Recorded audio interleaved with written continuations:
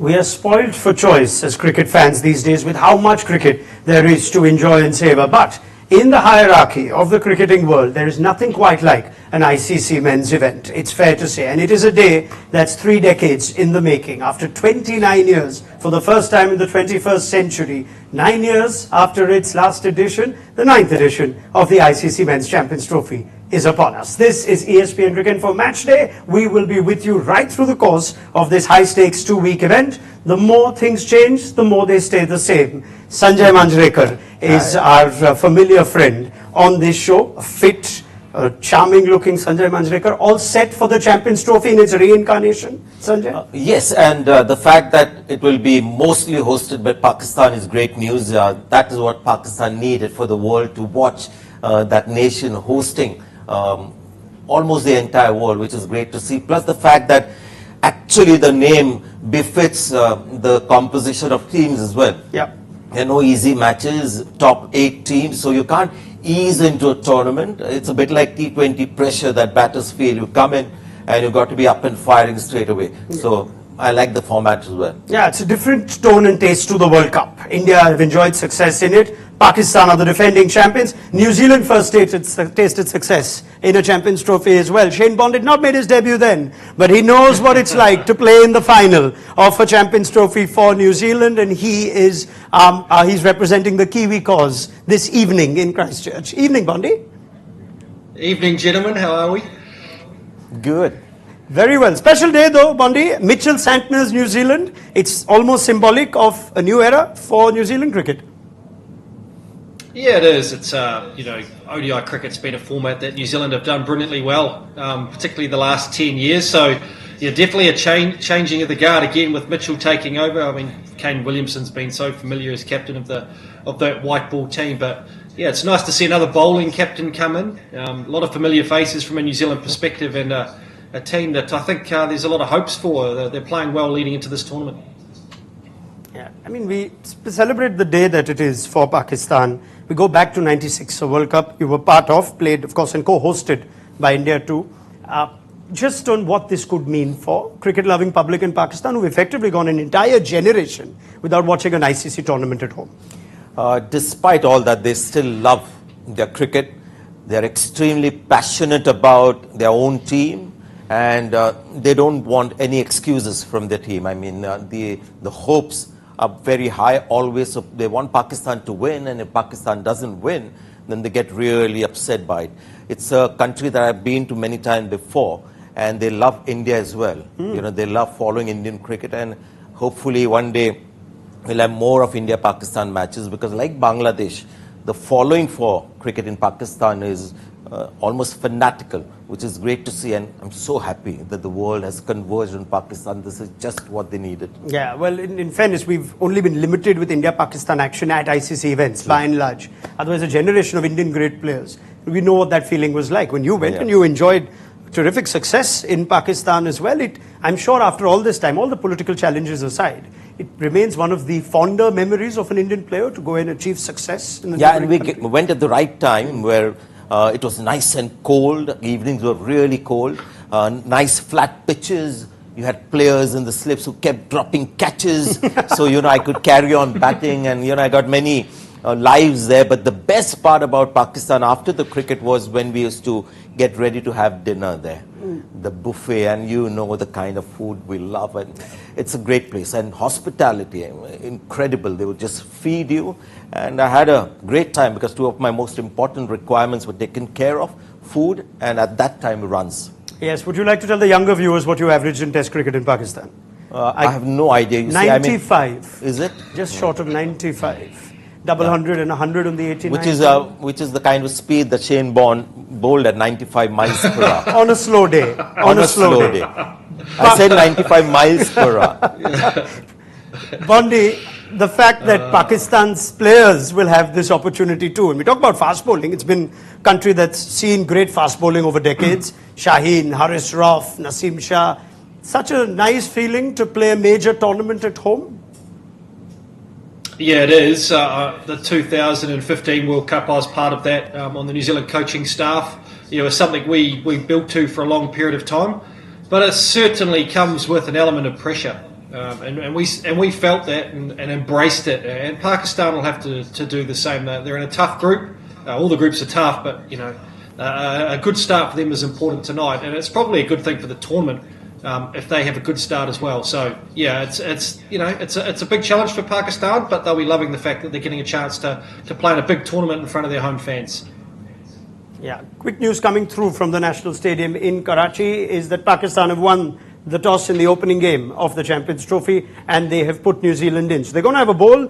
New Zealand got the better of them, Bondi, recently in the Tri-Series, the final of which was played in Karachi. They look like far more efficient, competent team, but tournament play is different.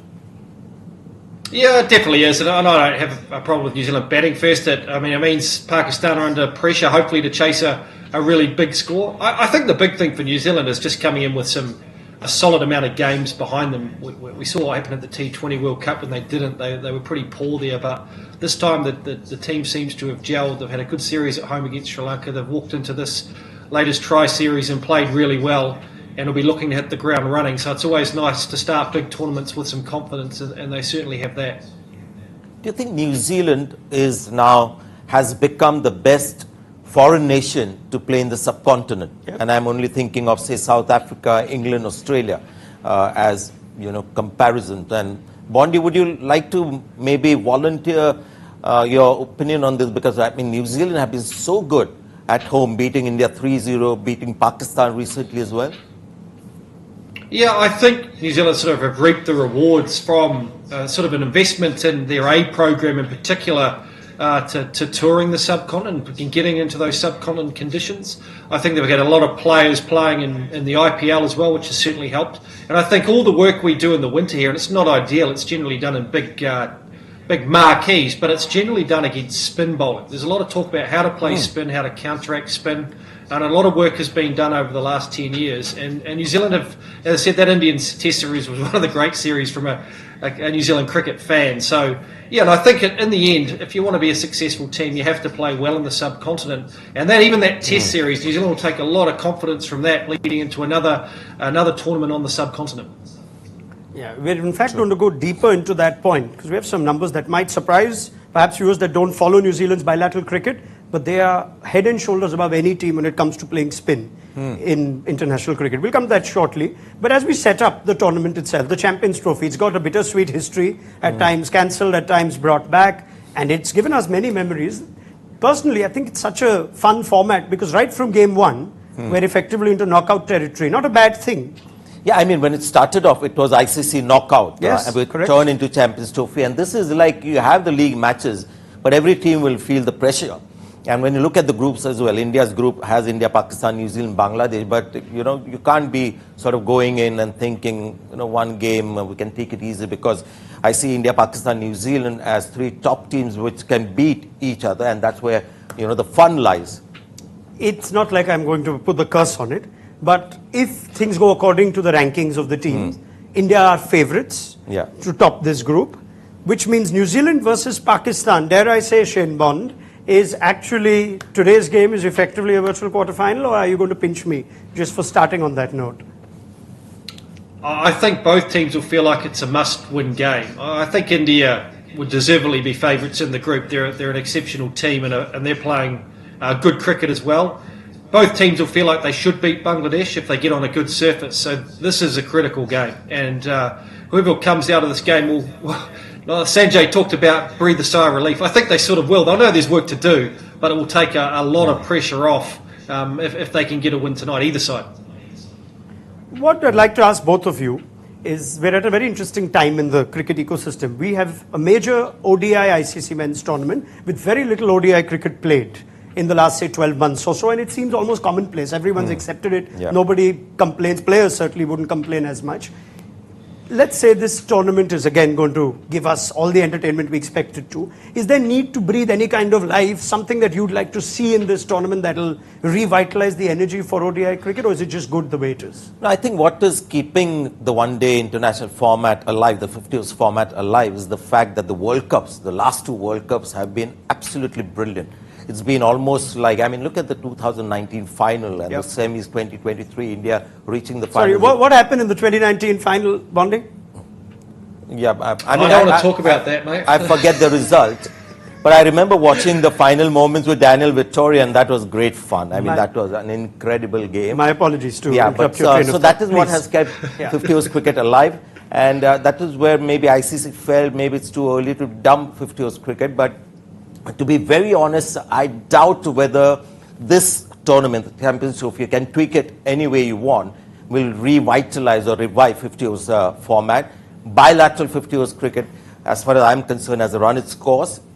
We have to have 50 overs format because the World Cups have been so brilliant. Yes. So it's the kind of format that really doesn't resonate with anyone. The T20 fans know, and the Test cricket fans would rather watch Test cricket. So I see as this as another sort of piece in a bouquet that ICC have provided with the kind of world events that they have. The T20, the 50 overs, you've got two 50 overs tournaments.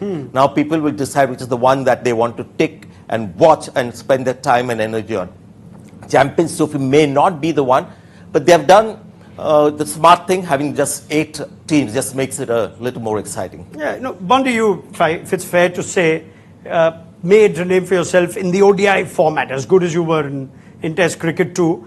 And I wonder if players feel like this is still the peak or the premier ODI tournament to win, a 50-over tournament. The comparisons between a 2023 ODI World Cup versus the T20 World Cup that comes out every 2 years. Do the players still hold the Champions Trophy or a 50-over world event? 50 overs World Cup is the one. I know this question is to Shane Bond, but 50 overs World Cup is the World Cup that people believe, okay, this is the World Cup. And all the other things are, not quite. Fair enough. Yeah. Bondi? Yeah, I look at it and I sort of look at football in some respects where you've got a World Cup every 4 years. In between, you've got a sort of a European Championship or the Copa America. And they realised that everything in between was sort of, it had nothing on it. There were friendlies, sort of what you'd call the bilateral series in cricket. And what they've done is they've tried to bring in that Nations Cup, where they've tried to put something on it, at least a prize or promotion relegation, to make it a little bit more interesting for the fans. The bilateral series still create money, especially if the short format for countries like New Zealand, often losing money on Test cricket. So they are important, and one-day cricket is important. It's like anything, it's trying to put some context around it that people can sort of buy, and like they have done with the World Test Championship. Promotion, relegation, would you like to weigh in at all? I mean, we have, for the 50 overs World Cup, I think Champions Trophy can be a little sort of condensed version of the 50 overs World Cup, which is a lot more elaborate as it should be. But putting another world tournament of the same format in between the two may not be the brightest idea, but the purpose of having the Champions Trophy is to ensure that ICC has enough funds to make sure that they are globalizing the game. It has to be the final sort of goal, isn't it? All right. Well, the one thing that tends to change most things is how deep India go in the tournament. If they are to win this, suddenly this is becoming the most important tournament or celebrated tournament of its time. And India are winning ICC tournaments again. Pakistan, however, are the defending champions for this particular Champions Trophy. And New Zealand are playing the opening fixture. Let's confirm team news, shall we? As we move ahead with Shane Bond and Sanjay Manjrekar. Now, big news was whether Rachin Ravindra is going to be fit, because he took a nasty blow while fielding in Lahore in the opening game of the Tri-Series. He was still named in the squad. He was recovering, but they would take a call only on the morning of the game or the afternoon. And Bondi, Will Young has been named no Rachin Ravindra in, I think, what is otherwise a pretty expected lineup. Your thoughts? Yeah, it's disappointing for New Zealand that Rachin's not fit, because we saw in the 50 over World Cup what a great player he is. But look, Will Young's a quality player. Devon Conway's in form for New Zealand. So I think one of the things I talked about yesterday was the depth of the squad, that New Zealand have pretty got all bases covered. So they'll lose a little bit, perhaps, if the wicket turns a lot. And Ravindra is a class player, but New Zealand have been without him for the last couple of games and been successful, so it shouldn't be a real bother for them. Yeah, Looks a good side, isn't it? You were saying something. Yeah, no, just one more thing on Nathan Smith's inclusion ahead of Jacob Duffy. Of course, we know this tournament is about how New Zealand will react to life after Bolton Saudi. Yeah, it's an interesting one. I think Nathan's a very good all-rounder. I think the one thing about New Zealand's bowling attack is it's opening bowler heavy.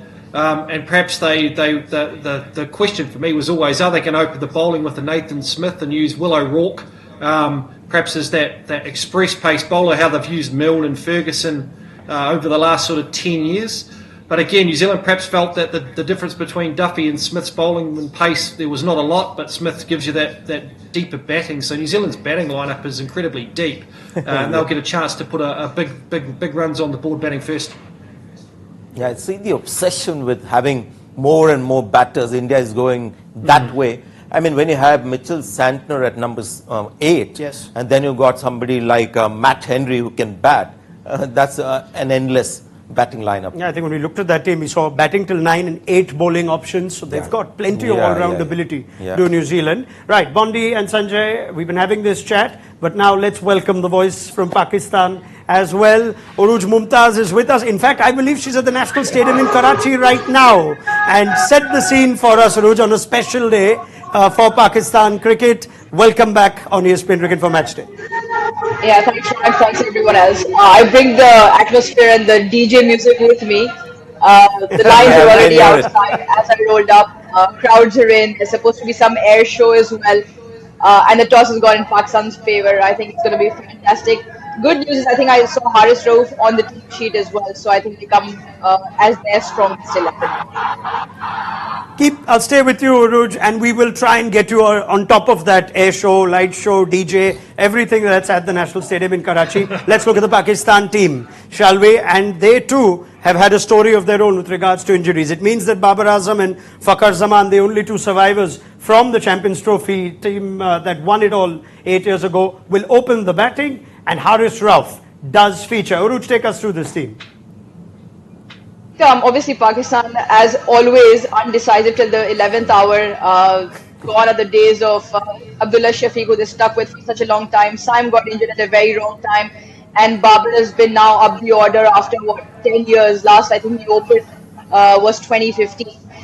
But the good thing is that Babar's been scoring runs. He's been getting his 20s, 30s, 40s, got a couple of 50s in South Africa. He just hasn't been able to convert and get that big score. I do remember one number. It was his 21st innings till his last test century came a few years ago. Today might be lucky. It probably happens to be the 21st as well. But what Pakistan does have is soft underbelly in terms of that middle order. Body was just talking about quality and the depth of that quality in batting with New Zealand. With Satner coming at 9 and that Glenn Phillips and Bracewell in that middle order. Pakistan unfortunately lacks that. And I think if New Zealand get a big score, it'll be down to again Rizwan and Salman to hold the innings if the top order collapses, and if the top order doesn't collapse, for them to provide the impetus. So that top 3 has to score for Pakistan.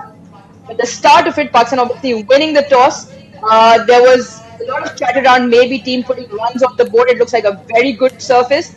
But I think that their option of bowling first comes from that defeat against that final in that Tri-Nation where they didn't get enough runs on the board. So then the pressure now comes to that trio of fast bowling, because that spin department of Pakistan also looks very young. All right, let's set it up. We've saved Babar Azam until Uruj found her way to us via a link from the National Stadium.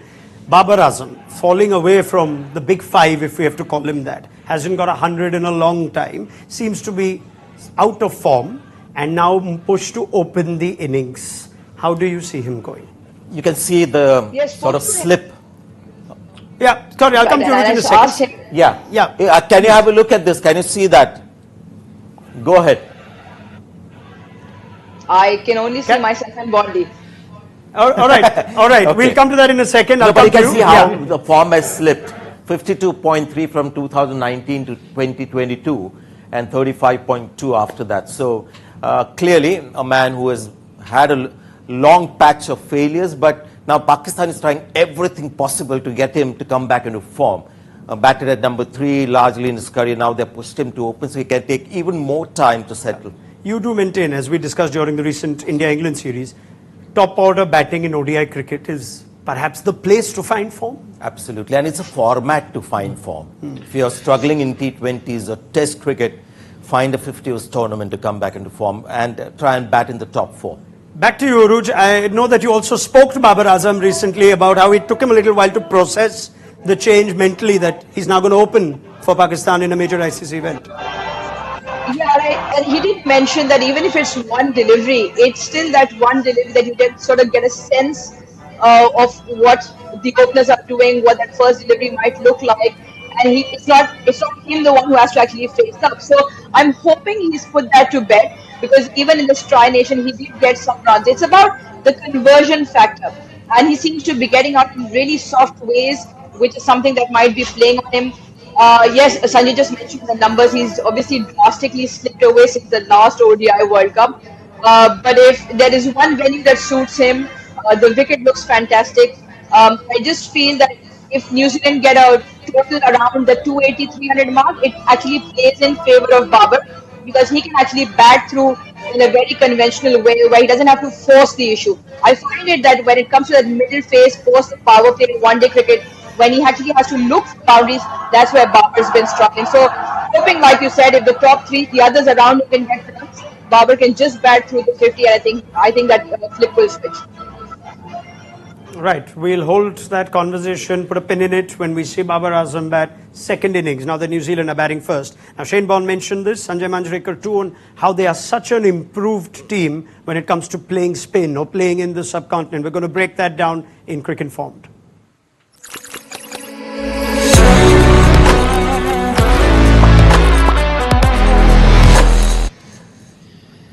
Now we've discussed this in the build-up to this tournament. New Zealand have excelled in the department of playing spin. We expect this tournament to actually have a lot of spin in it. India have, we all know, picked a team that looks like spin is going to be a big factor in this tournament. As we just break down what New Zealand's strengths have been, and this can extend to not just ODI cricket, but even the tests that we saw. However, they are number 1, Sanjay, in terms of average, strike rate, batters with a 50-plus average, and batters with that combination of getting big scores at a decent clip. The next best, including teams like India, quite behind them. You've got 6 guys with 50-plus averages. You're talking about the likes of Mitchell, Kane Williamson, Tom Latham. Yeah, and as Bondi told us, they've invested in that. They want to be good against spin. Some are naturally good against spin. Kane Williamson, from the first day he played Test cricket, had a natural feel for spin. But in that home series where they beat India 3-0, you saw a lot of guys that also found ways to score. Rachin Ravindra is another natural when it's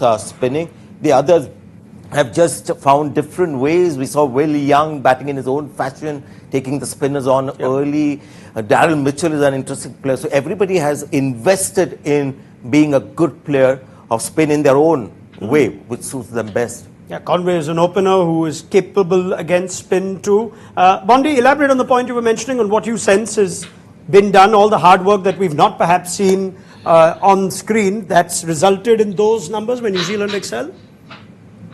I think there may be a little bit of, sometimes the surfaces are pretty good. I look at the World Cup and you look at Mumbai and Chinnaswamy, that they didn't turn a lot. And I think all teams around the world, when the wickets actually turn, they struggle a little bit, and that's India included. I think New Zealand have tried to be far more proactive. In the past, it would be about surviving. Now it's about scoring. So you see guys using their feet, sweeping, reverse sweeping. And Daryl Mitchell comes to mind. I took Daryl on an A tour where he really struggled in Sri Lanka against spin, trying to sort of knock the ball around. And now he's a very aggressive player against spin, doesn't let the bowlers settle. And that seems to be what New Zealand have decided on, that it's about scoring runs and putting bowlers under pressure. And everyone's found their own method, and I thought that was illustrated in that Test series in India, but it certainly rolled through the ODI format as well, and it's probably one of the reasons why New Zealand's done so well in recent times.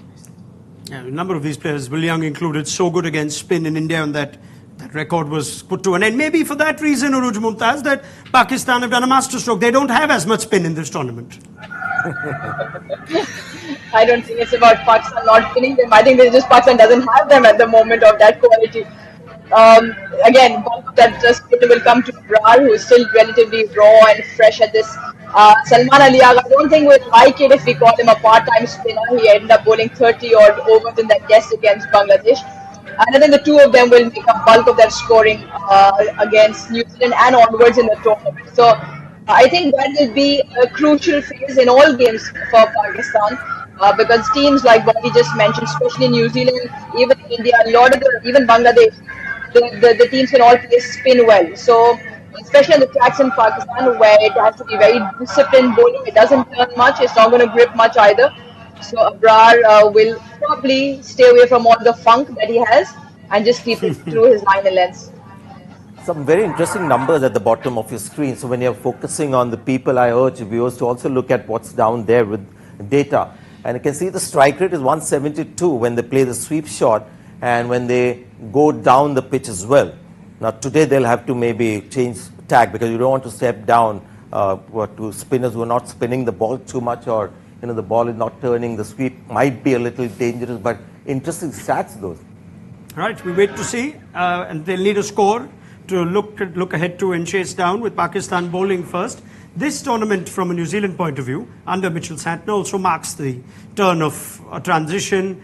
Tim Southee and Trent Boult, two of their stalwarts for many ICC events, and now New Zealand without them. Bondi, we touched upon this in the preview with you, but let's talk about the personnel in place of them and how New Zealand look to replace at least the impact of Boult and Southee if you can't replace such a high quality of skill. As I'm breaking their numbers for you, 200 plus wickets for Trent Boult, including 56 at World Cups and Champions Trophies. He was there for the big occasions, but they're without Boult and they're without Tim now. Bondi, all yours. Yeah, I think Boult is probably the bigger loss. I think it's generally been Boult and Matt Henry with Lockie Ferguson over recent times, and Tim's sort of sat on the sidelines. So Ferguson's loss in the tournament's a big one because of experience. The other thing New Zealand then don't have is the left-arm swing bowler. It can be, all right-arm bowlers in this lineup now, which that point of difference that Boult offered, not only the wicket-taking ability at the start, but the ability to create a different angle at the back end where he was very good as well. So, look, New Zealand still have a very experienced. Duffy hasn't played a lot of international cricket. Either Smith, Jameson's there, played a lot of test cricket, but they're very experienced cricketers who are very familiar with the setup. So, and with a bowling captain taking charge, he'll understand how to manage those bowlers as well. You just can't replace the quality of a Trent Boult, who's just got that ability to knock good players over at the start. That's where New Zealand will really miss that. Matt Henry's record is pretty much similar to Boult's, so he's a key figure for New Zealand. If he can bowl consistently and get early wickets, it'll make a huge difference for them. Is it fair to say that Matt Henry is now the leader of this attack and we can expect the same or similar standard from him as we came to expect from Trent Boult? Yeah, he's been brilliant for New Zealand. He's been New Zealand's best bowler across all formats probably for the last year. I mean, he's grown into a world-class test bowler. If you look at his numbers in terms of ODI cricket, it's very similar to Trent Boult.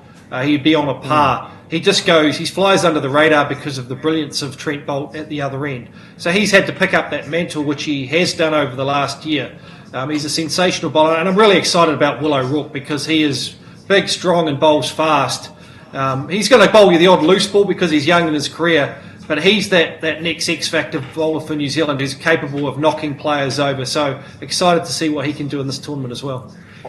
Also, I've seen very few seam bowlers come to India and beat the outside edge and get batters out caught behind, which he did very consistently, especially Rohit Sharma found out. So somebody who can get through the defense of a top order batter on an Indian pitch or subcontinent pitch has to be special. We look at New Zealand as a dangerous team, even though their bowling is relatively inexperienced. What happens is that before the tournament starts, you just go on track record and you think of New Zealand, maybe not the top two teams. But when you look at the team, the playing 11 today, they've got all the bases covered. Bracewell and Santner have been a good spinning pair of in recent times. So it's a team that looks solid, and after having a good thorough look at it, you would say India and New Zealand and then Pakistan in that group. Yeah, we talk about players that may not have as much international experience. Shane Bond did mention in our preview to this game of how much they've actually played at the A level, and therefore there is some experience that they bring in even before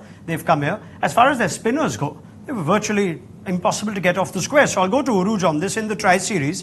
Mitch Santner and Michael Bracewell. They barely bowl a bad ball, Uru. Just talk me through what impressed you in that tri-series. They seem to be quite the key to Pakistan's struggles in the middle overs.